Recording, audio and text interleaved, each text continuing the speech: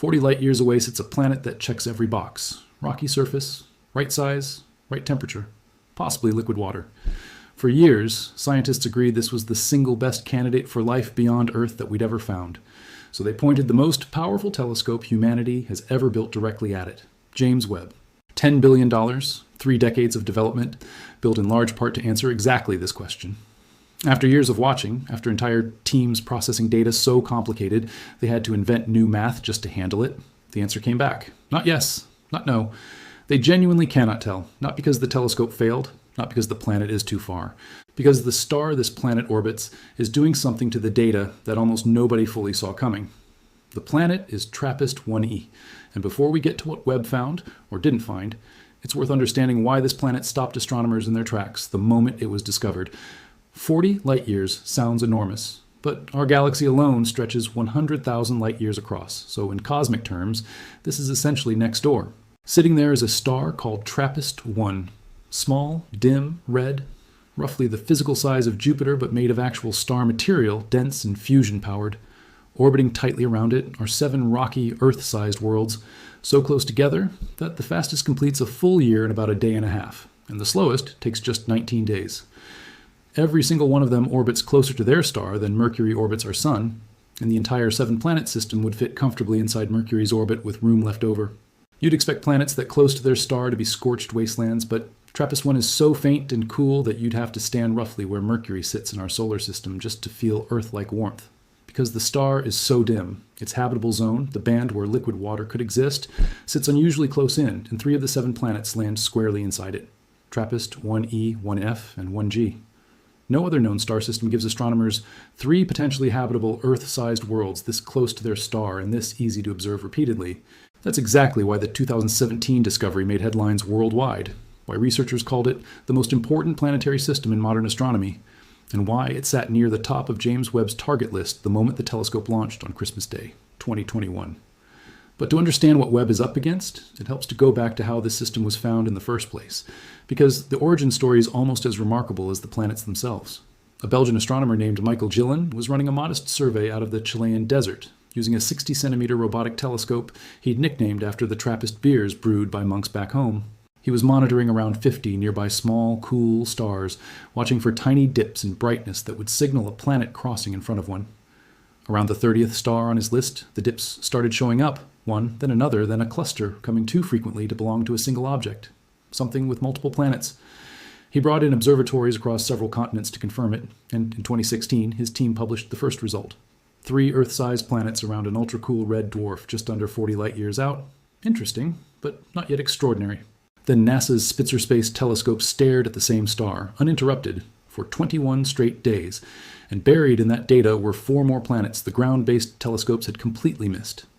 By February 2017, the full picture was public. 7 rocky worlds around 1 star, 3 of them in the habitable zone.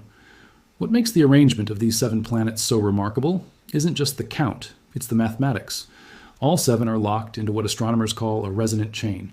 For every 8 orbits, the innermost planet completes. The next one out completes almost exactly 5. And so on outward, each planet's period falling into a clean ratio with its neighbors. It's the longest, unbroken chain of this kind ever discovered around a single star. Evidence that these planets formed in the same disk of gas and dust and slid into locked positions billions of years ago. A configuration that's apparently held stable for roughly 7.6 billion years, making this system about 3 billion years older than our own solar system. That same resonance turned out to be scientifically priceless, because as the planets tug on each other gravitationally, their transit timing shifts by tiny, measurable amounts, and from those shifts, astronomers could calculate each planet's mass with real precision, without ever resolving them as more than a flicker in starlight. The masses confirmed these are genuine rocky worlds, not gas clouds or bottomless ocean planets, but solid, dense bodies with real surfaces. TRAPPIST-1e in particular sits right in the habitable zone's sweet spot, receiving about 2/3 the energy Earth gets from our Sun. Right size, right temperature, rocky, the best Earth-like candidate ever found, and exactly the kind of target James Webb was designed to study. Here's the plan scientists had when Webb launched. As a planet crosses in front of its star, starlight filters through the thin edge of its atmosphere, and different gases absorb different wavelengths of that light, leaving behind a distinct fingerprint. Water leaves one signature, carbon dioxide another, methane and oxygen others still. Read those fingerprints correctly, and you can identify what's in a planet's atmosphere 40 light years away without ever sending a spacecraft anywhere near it. The technique works beautifully on large, puffy gas giants, whose thick atmospheres leave a loud, obvious signal. The open question was always whether it could work on small, rocky planets, whose thin atmospheres leave a signal roughly 100 times fainter.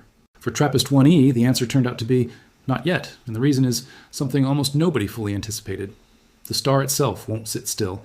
TRAPPIST-1's surface is covered in dark star spots and bright hot patches that shift and rotate as the star spins.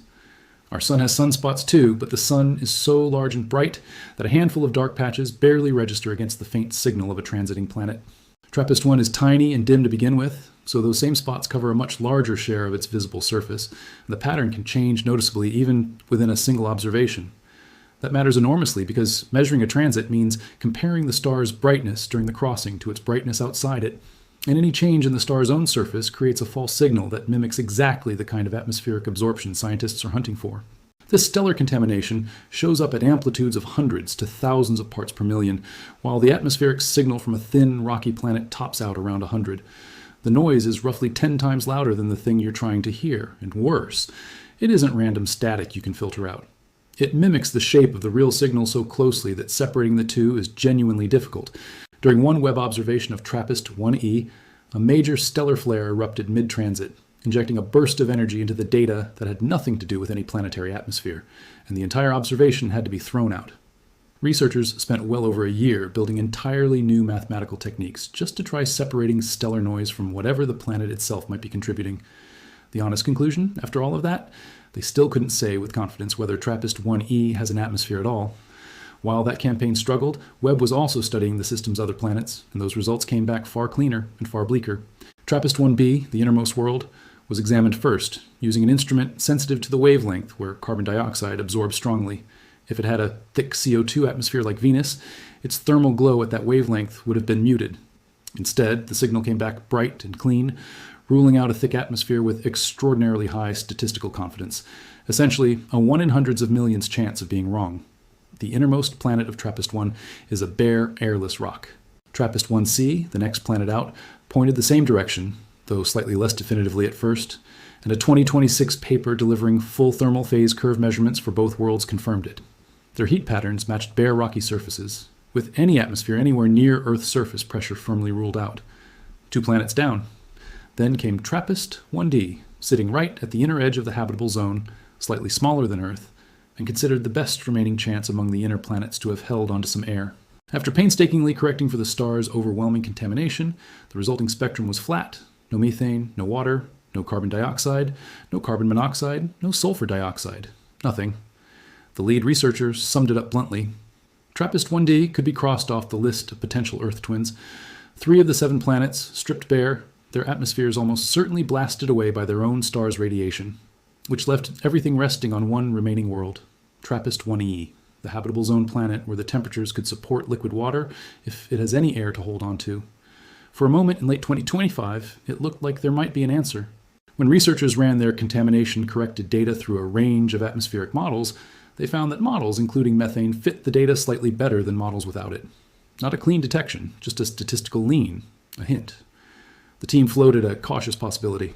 TRAPPIST-1e as a warmer version of Titan, Saturn's moon, with a thin nitrogen-methane atmosphere of its own. For a brief window, it felt like a real breakthrough. Then planetary scientist Sukrit Ranjan, who'd worked on all 3 of the team's published papers, spotted a problem almost cruel in its irony. TRAPPIST-1 is cool enough, as a star, that methane can actually exist in its own outer atmosphere, not on any planet in the star itself. And methane sitting in the star's atmosphere leaves a spectral signature nearly identical to methane sitting in a planet's atmosphere 40 light years downstream.